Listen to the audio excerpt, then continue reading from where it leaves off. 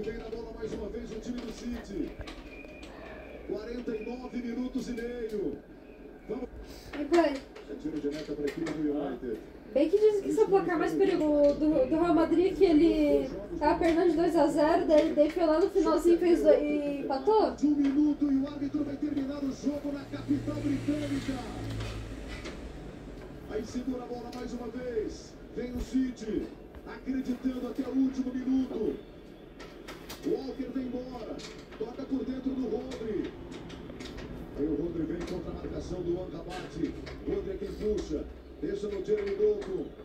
Jeremy Doku contra o Misaka. O Doku olhou para a área, cruzamento, segunda trave para buscar Bernardo Silva. Ele dá um tapa para trás, vai sobrar. Walker chuta, Haaland escorou, Mainu tira de lá. O Mainu afasta o perigo. Aí vem o Julián Álvares, o Roino vai para cima dele.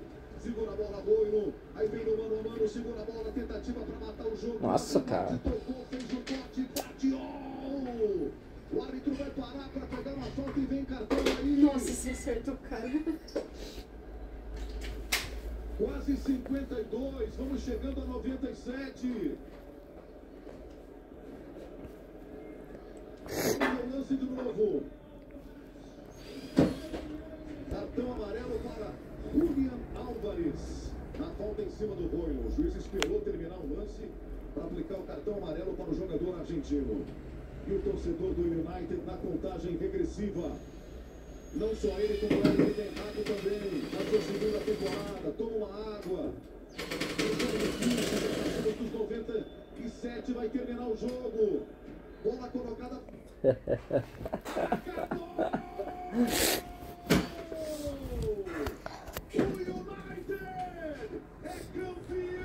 Tá vendo, né, Milena? Tem silêncio na parte do lado de lá da casa.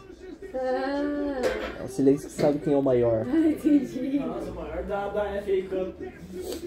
É, da Champions e da Premier League e de Manchester, né? De tudo. Ele passava no museu, cara. História. O United, que não foi bem na Premier League, mas entrega pro seu torcedor uma taça de campeão. O United que afundou a carreira do Cristiano Ronaldo. Em cima do maior rival, esse mesmo rival que ganhou do United na temporada passada na Copa. O United Só de goleada. Ganha por 2-1 e confirma o título da Copa da Inglaterra na temporada 23-24. É, Xamir, você também, cara. Sei que você torce pra esse City modinho aí. Ligando. Na cidade de Manchester, os jogadores se abraçam.